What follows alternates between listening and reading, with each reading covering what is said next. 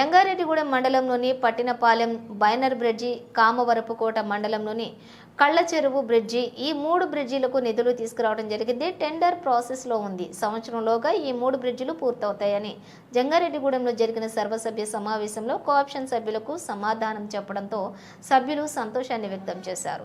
ఇవే బ్రిడ్జిలు గత ప్రభుత్వంలో ఎందుకు చేయలేకపోయారు, ఇప్పుడు కూటమి ప్రభుత్వం చేస్తుంది. ప్రజల కోసం నిరంతరం పనిచేసే ప్రభుత్వం కూటమి ప్రభుత్వం. చింతలపూడి నియోజకవర్గాన్ని 5 సంవత్సరాల్లో అభివృద్ధి చేస్తా. 25 సంవత్సరాలలో జరగని అభివృద్ధి, నిరుద్యోగులకు ఉపాధి కల్పించే విధంగా ఎమ్మెల్యేగా నన్ను గెలిపించిన ప్రజల కోసం పనిచేస్తా. ఫస్ట్ మీరు అడిగింది బైనరీ కదా. యాక్చువల్గా చింతలపూడి కాన్స్టిట్యున్సీకి 3 ఇంపార్టెంట్ బ్రిడ్జెస్ నన్ను రిక్వెస్ట్ పెట్టడం జరిగింది. ఒకటి బైనరీ అవుతే పట్టినపాలెం, ఇంకోటి వచ్చేసి కళ్ళచెరువు బ్రిడ్జ్. ఈ 3 కూడా శాంక్షన్ అయినాయి. ఇప్పుడు టెండర్స్లో ఉంది. నాకు తెలిసి వచ్చే సంవత్సరానికి 3 బ్రిడ్జెస్ కంప్లీట్ అవుతుంది.